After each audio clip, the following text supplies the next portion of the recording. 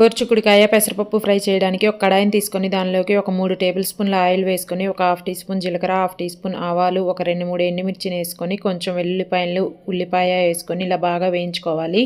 తర్వాత కరివేపాకు వేసుకొని సన్నగా కట్ చేసి పెట్టుకున్న గోరుచిక్కుడుకాయ ముక్కలు, నానబెట్టి పెట్టుకున్న పెసరపప్పు, కొంచెం ఉప్పు వేసుకొని అంతా కలుపుకొని ముక్కలు మెత్తబడే వరకు ఉడికించుకోవాలి. మధ్య మధ్యలో కలుపుకుంటూ మంటని మీడియం ఫ్లేమ్లో పెట్టుకొని ఇప్పుడు 1.5 గ్లాసు నీళ్లు పోసుకొని ఇదంతా కలుపుకొని మూత పెట్టి ముక్క మెత్తబడే వరకు ఉడికించుకోవాలి.